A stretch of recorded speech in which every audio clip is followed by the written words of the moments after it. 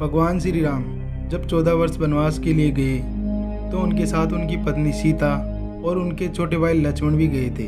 लेकिन क्या आपको पता है लक्ष्मण जी की पत्नी उर्मिला उनके साथ वन में क्यों नहीं गई थी?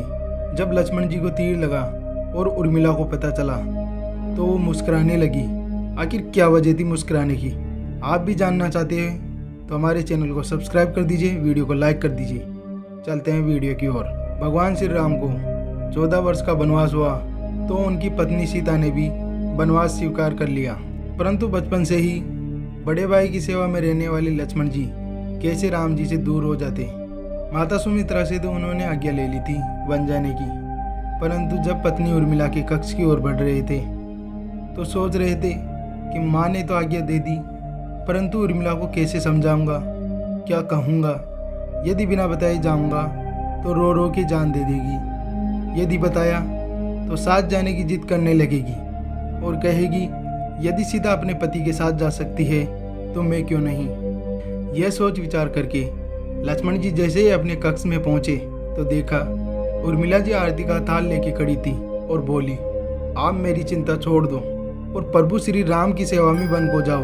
मैं आपको नहीं रोकूंगी, मेरे कारण आपकी सेवा में कोई बाधा नहीं आएगी, इसलिए साथ जाने की जिद भी नहीं करूंगी। लक्ष्मण जी को कहने में संकोच हो रहा था, परंतु उनके कुछ कहने से पहले ही उर्मिला जी ने उन्हें संकोच से बाहर निकाल दिया। वास्तव में यही तो पत्नी का धर्म है कि पति संकोच में पड़े उससे पहले ही पत्नी उसके मन की बात जानकर उसे संकोच से बाहर निकाल दे। पत्नी का इतना त्याग और प्रेम देखकर लक्ष्मण जी भी रो पड़े। उर्मिला जी ने एक दीपक जलाया और विनती की कि मेरी सास को बुझने मत देना। लक्ष्मण जी तो चले गए, परंतु 14 वर्ष तक उर्मिला जी ने एक तपस्विनी की भांति कठोर तप किया था। वन में भैया भाभी की सेवा में लक्ष्मण जी कभी सोए नहीं, परंतु उर्मिला ने भी महलों के द्वार कभी बंद नहीं किए और सारी रात जाग जाग कर उस दीपक की लो बुझने नहीं दी। मेघनाथ से युद्ध करते हुए जब लक्ष्मण जी को शक्ति लग जाती है और हनुमान जी उनके लिए संजीवनी का पहाड़ लेके लौट रहे होते हैं तो बीच में अयोध्या में भरत जी उन्हें राक्षस समझकर बाण मारते हैं और हनुमान जी गिर जाते हैं। तब हनुमान जी सारा वृत्तांत सुनाते हैं कि सीता जी को रावण ले गया, लक्ष्मण जी बेहोश हैं। यह सुनते ही कौशल्या जी कहती है कि राम को कहना कि लक्ष्मण के बिना अयोध्या में पैर भी मत रखना और राम वन में ही रहना। माता सुमित्रा कहती है कि राम को कहना कि कोई बात नहीं, अभी शत्रुघ्न है, मैं उसे भेज दूंगी। मेरे दोनों पुत्र राम की सेवा के लिए तो जन्मे हैं। माताओं का प्रेम देखकर हनुमान जी की आंखों से आंसू बह रही थी, परंतु जब उन्होंने उर्मिला जी को देखा तो वो सोचने लगे कि यह क्यों एकदम शांत और प्रसन्न खड़ी हैं। क्या इन्हें अपने पति के प्राणों की कोई चिंता नहीं है?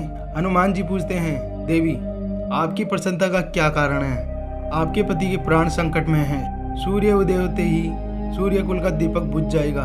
उर्मिला जी का उत्तर सुनकर तीनों लोगों का कोई भी प्राणी उनकी वंदना किए बिना नहीं रह पाएगा।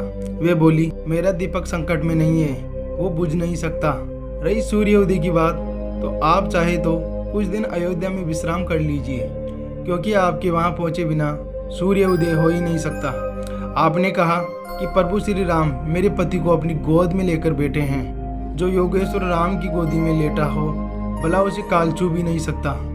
मेरे पति जब से वन गए हैं तब से वो सोए नहीं हैं। उन्होंने न सोने का प्रण लिया था, इसलिए वह थोड़ी देर विश्राम कर रहे हैं और जब भगवान की गोद मिल गई तो थोड़ा विश्राम ज़्यादा हो गया, वे उठ जाएंगे। और शक्ति मेरे पति को लगी ही नहीं, शक्ति तो राम जी को लगी है। मेरे पति के हर सांस में राम है, हर धड़कन में राम, उनके रोम रोम में राम है। और जब उनके शरीर और आत्मा में ही सिर्फ राम है तो शक्ति राम जी को ही लगी है। दर्द भी राम जी को हो रहा है, इसलिए हनुमान जी आप निश्चित हो जाइए, सूर्य उदय नहीं होगा। वास्तव में सूर्य में भी इतनी ताकत नहीं थी कि लक्ष्मण जी के जागने से पहले उदित हो जाते। एक पतिव्रता तपस्विनी का तप उनके सामने खड़ा था और मेघनाथ को भी लक्ष्मण जी ने नहीं, अयोध्या में बैठी एक तपस्विनी उर्मिला ने ही मारा है।